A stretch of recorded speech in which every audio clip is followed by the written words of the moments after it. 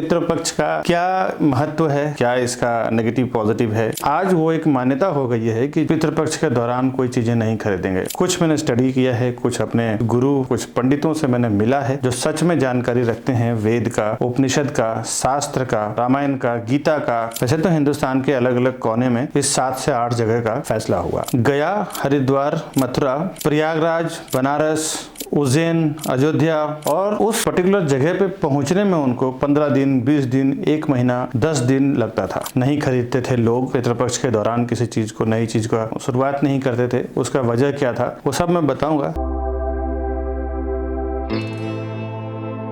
हाय दोस्तों, इस वीडियो में मैं जो सब्जेक्ट लेने वाला हूँ, पितृपक्ष का क्या महत्व है, क्या इसका नेगेटिव पॉजिटिव है, थोड़ा सा बताऊंगा। क्योंकि मैं प्रॉपर्टी के सब्जेक्ट से, प्रॉपर्टी के बिजनेस से जुड़ा हुआ हूँ और आए दिनों प्रॉपर्टी के जहाँ चर्चा होती है तो ये जो समय चलता है ना, इसको लेके लोग ना बहुत पॉजिटिव ना होके क्या क्या सोचते हैं। मैंने कुछ काम किया है पितृपक्ष पे, कुछ मैंने स्टडी किया है, कुछ अपने गुरु, कुछ पंडितों से मैंने मिला है जो सच में जानकारी रखते हैं वेद का, उपनिषद का, शास्त्र का, रामायण का, गीता का।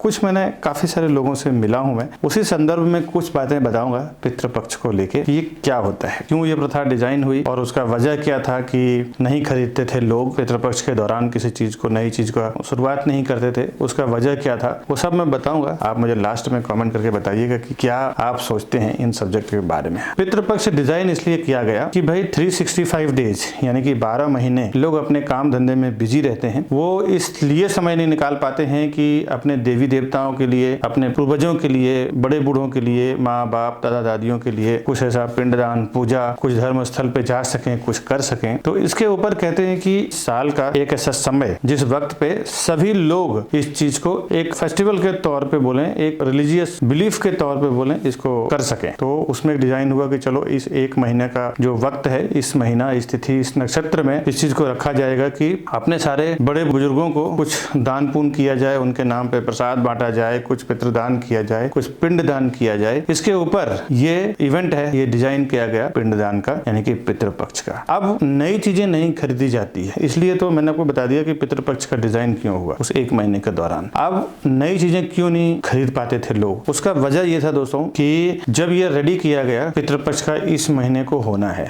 अब पितृपक्ष करने के लिए एक पर्टिकुलर माहौल चाहिए, एक जगह चाहिए। उसके लिए कुछ ऐसे जगह चुना जाए जहाँ एक थोड़ी स्पिरिचुअलिटी को लेके, कुछ गंगा जमुना सरस्वती को लेके, कुछ नदियों को लेके, कुछ धार्मिक मान्यताओं को लेके जगह हो। तो इंडिया में कुछ 7 से 8 जगह हैं जहाँ पे पितृपक्ष का पूजा पाठ होता है यानी पिंडदान किए जाते हैं, जिसमें से गया, हरिद्वार, मथुरा, प्रयागराज, बनारस, उज्जैन, अयोध्या, ऐसा 7-8 जगह है जहां पे ये डिसाइड हुआ कि इस पिंडदान का काम किया जाएगा। जिसमें सबसे फेमस जो जगह है वो बिहार में बोध गया माना जाता है, जो सबसे बड़ा पिंडदान का जगह माना जाता है। वैसे तो हिंदुस्तान के अलग अलग कोने में इस 7 से 8 जगह का फैसला हुआ। अब इन 7-8 जगह पे लोग जाते थे दूर दूर से। अभी देखिए, अभी आपके पास यहाँ से बनारस जाना हो मुंबई से या कलकत्ता से या दिल्ली से तो 2 घंटे का ट्रैवलिंग है। उस टाइम पे लोग घोड़े, हाथी, पैदल या बैलगाड़ी से जाते थे और उस पर्टिकुलर जगह पे पहुंचने में उनको 15 दिन, 20 दिन, 1 महीना, 10 दिन लगता था। और आपको बता दें, यही एक वजह होती थी जिसके वजह से लोग इतने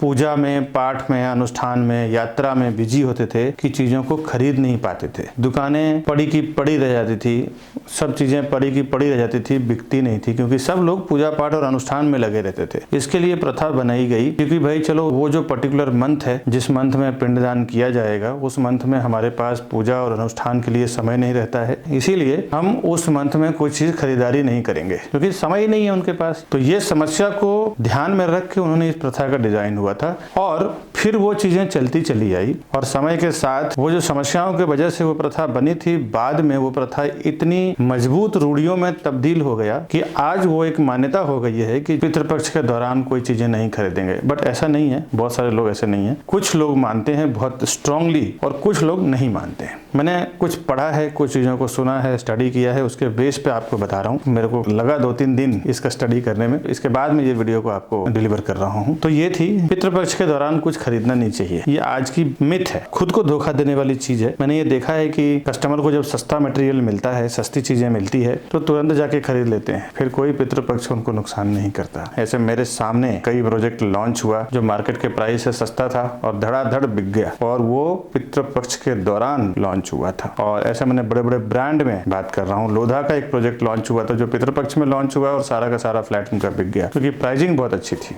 आप जब नई चीजें कुछ खरीदते हैं और आपके माता पिता मौजूद हों, चाहे वो स्थूल रूप से हो चाहे वो सूक्ष्म रूप से हो, आपके देवी देवता माता पिता दादा दादी नाना जिनको भी आप उस पिंडदान में उनको आप स्मरण करते हैं, याद करते हैं। और आज के डेट में आपको ट्रैवलिंग की चिंता नहीं है। आज के डेट में अगर आपको पिंडदान करना हो बनारस में, गया में, अयोध्या में 2 घंटे के आप एरोप्लेन लेके जा सकते हैं। तो आपको ये सब चीजें को लेके इतना नेगेटिव होने की जरूरत नहीं है। और इस मंथ में जब आप पिंडदान करते हैं तो उनकी आशीर्वाद आशीष आपके ऊपर बना रहता है। और कोई नई चीजें खरीदते हैं तो उनका आशीर्वाद हमेशा आपके साथ रहता है। उल्टा वो शुभकारी होता है, अच्छा होता है। पूरे वेद शास्त्र में कहीं पे भी पितृपक्ष को लेके कोई नेगेटिविटी नहीं लिखा हुआ है। कहीं पे भी आज तक मैंने पढ़ा नहीं है। कोई बुक में, ग्रंथ में, किधर भी ना मैं पढ़ा हूँ, ना मैं सुना हूँ और ना मैं जानता हूँ। बस ये लोगों की सुनी सुनाई कहानियों में इतनी बड़ी मान्यताएं लोग लेके चलते हैं। बट ये सब मिथ है, सब झूठ है। और एक बार बता दूं, मेरे बिजनेस के रिलेटेड मैंने देखा है कि पितृपक्ष के दौरान आपको प्रॉपर्टी खरीदना चाहिए। भगवान का तो